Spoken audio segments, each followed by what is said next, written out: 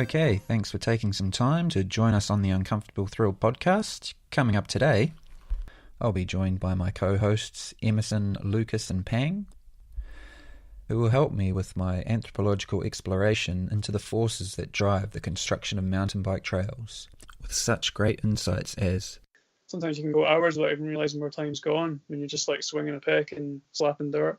Pushing my bike somewhere with a spade and a rake and getting stoned and then going and walking through the bush and just trying to envision a ride and then start scratching that.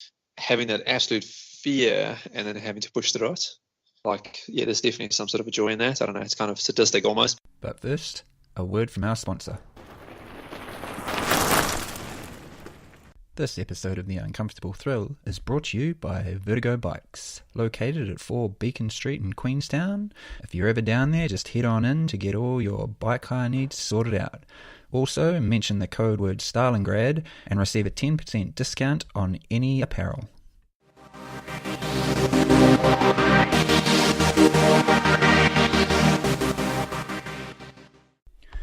Alright, let's get back to it. So like all great things, let's start with a question. Why is it so common to find mountain bikers so willing to abandon their bikes for a shovel, even in areas with an abundance of trails, such places as Queenstown? To address this question, we will go on a journey through a number of anthropological theories, starting with specific and rigid concepts. We can build a foundation from which we can expand both horizontally and vertically, in an attempt to delve deep into the recesses of the human psyche and explore the forces that drive the interactions between land, shovel and bike. Our journey begins with some more well-established concepts within anthropology, and here we'll be using those of niche construction and territorialism. Niche construction typically refers to the cultivation of land and the construction of shelter. These practices would have likely date back deep into our hominid past and would have also required a lot of group cohesion and working together. So it's likely that groups that worked together and were more successful, and in turn this sort of fostered a sense of positive emotion and things like group membership and just stronger social bonds, which are aspects that my co-hosts can relate to quite freely, as Lucas does here when recounting some of our time together. Yeah, I guess building the track with you, that was pretty cool. It was like we got to build that together, so that was cool, like the camaraderie with that.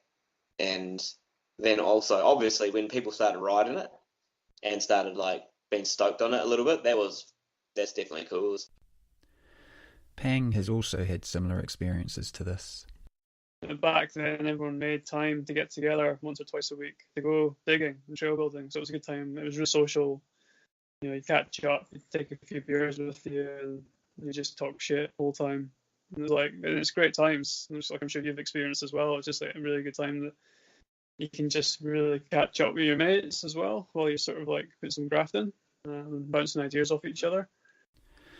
A different but related concept to niche construction is that of territorialism. Territorialism is a proclamation of ownership over a particular piece of land. Mountain bikers do this through the ways in which they construct their trails. Aspects such as style, skill, and risk all play a role and demonstrate to other riders that may ride the trail of the creator's ability. And once again, my co-host can easily resonate with these ideas.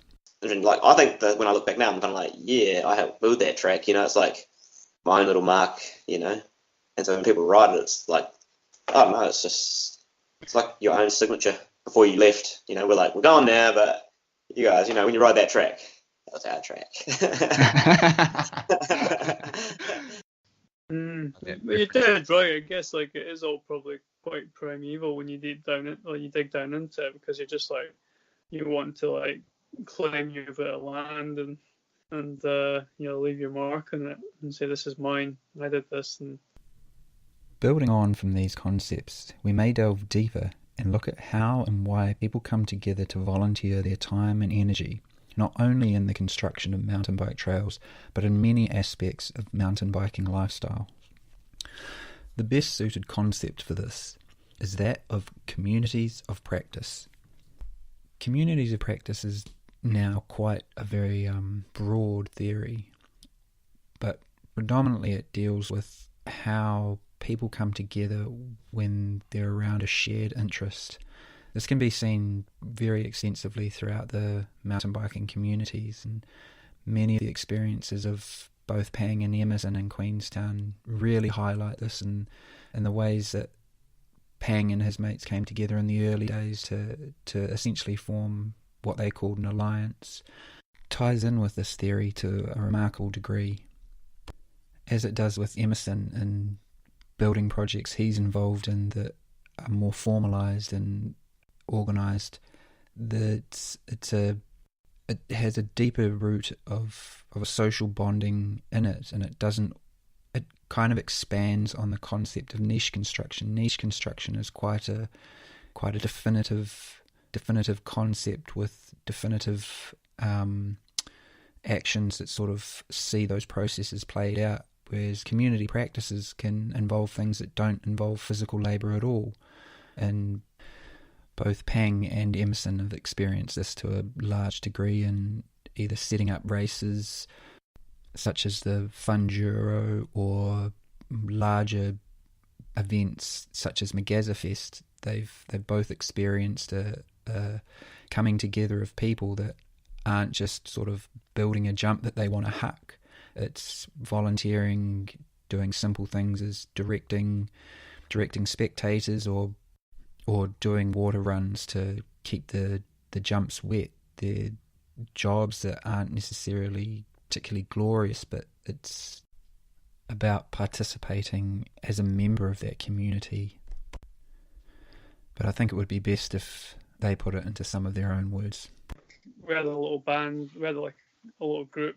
We call ourselves the Alliance, and we had t-shirts and stuff made. The Alliance was Ginge, Tom, and me predominantly, but then there was another few other guys as well. But basically, if you missed like 2 digs, you got kicked out of the Alliance. So you had to like do 3 digs in a row to get back in and stuff like that. So it's just like constant banter, like and pressure to go along, because you just get so much shit of everyone else if you didn't turn up. So it was really good fun. And then if you did so many in a row, you became the president of the Alliance, and then like you got all these like kind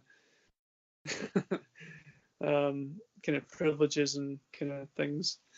This is a great example of a very informal setup of a community of practice, while Emerson, as an example from the Queenstown Mountain Biking Club, a much more formal organisation, but the parallels between them are very strong, because it's essentially revolving around this central idea of a community of practice. That's all volunteer, man. Yeah. Like, someone's sort of in charge of the membership or the merchandise, sort of the cases, but then there's some of us that kind of oversee like Gorge Road and Wynyard and that sort of thing. So when there's new stuff getting planned or whatever, like for instance, it was Pete that was the initiator of this new jump trail. So he spent hours behind the scenes getting funding applications from the Southland Community Trust, or getting Queenstown Council on board and like walking up there in the bush with them, showing exactly where it's going to be, and so hours and hours of volunteer time for sure. As stated earlier, communities of practice is a very broad concept, but one avenue of it I would like to delve a little bit deeper into is the role learning plays. Within communities of practice, the notion of learning is used as an example of how people move and navigate throughout their lives. It's also often depicted as a landscape, resulting in perplexing parallels to the mountain biking world in both the community and physical practice by those who ride and construct trails. This notion can be summed up well in a quote from Etienne Wenger, one of the founders of this concept, and its relation to learning in the everyday. Quote, "The landscape shapes our experience of ourselves. Practice, people, places, regimes of competence, communities, and boundaries become part of who we are." Unquote. Another predominant factor within communities of practice and learning is the emphasis on how we learn. Practitioners in this field have demonstrated time and again that we actually learn from others slightly above our ability. We don't tend to learn from, say, a master craftsman. We learn from apprentices that are slightly higher than us.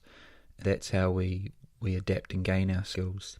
Emerson has had an experience of this, of when he first moved to Queenstown. And getting to Queenstown, I was definitely pretty average. I mean, I was riding Gorge Road and riding some of the sort of medium-sized jumps, so I wasn't terrible. But then when you're surrounded by people that are really good, your expectation or your vision of what is good just shoots through the roof, right? You're like, holy crap, okay, I thought I knew what good looked like. And then you see these guys, you're like, okay, it's another level. So, but then because you've seen things happen right in front of you on stuff that you're riding, you're like, all right, cool. Well, that's what the level is. I should just try that. And then you do try it, and sometimes you fail, and sometimes you succeed, and you're like, and that's just how you learn and get better. As stated earlier, there's a link between the first concepts of niche construction and communities of practice that sort of link together in how the community works and the process of doing physical labour, but then expanding on that into communities of practice where it's not necessarily physical labour that can foster that sense of community. Here I'd like to use the notions within communities of practice of learning and how that helps us or can be used as a metaphor of how we move through life. I'd like to move on to the concept of the British anthropologist Tim Ingold, who developed a theory of lines, and it's closely connected with learning, but it's essentially the notion that he says himself that every living being is a line, and that just by essentially existing and living, we form lines in the way we move through our lives, and competence plays a large role in this. It's a theory that really delves into quite an abstract and metaphysical world, so I will attempt to break it down in some sort of brief and consumable way. A large part of the theory of lines deals with the perception of ourselves in the world and beings in the world. And so first we actually need to digress all the way back to the 15th century to visit René Descartes with his quote, "I think, therefore I am." Descartes was a skeptic. He doubted everything. He doubted the world around him. He doubted his own body, and he came to that conclusion of "I think, therefore I am," sort of perceiving that his notion of thinking was the only thing that he could know for sure, and it created what was known as the Cartesian divide, which is a separation between the body and the mind. And through a lot of work since Descartes' time, this really has sort of broken down, and it's Tim Ingold uses the work of a number of sort of psychologists and other anthropologists in coming up with the way we perceive the world around us is really, they're all inseparable factors. Our mind isn't inseparable from our body because it navigates through the world, but our world in a way is not inseparable from our own body. We move through the world, and our mind reacts with our body, and our body reacts with the environment, and the environment reacts off our body. So all these things are constantly in flux, constantly reacting off each other. So to try and separate them is impossible. There's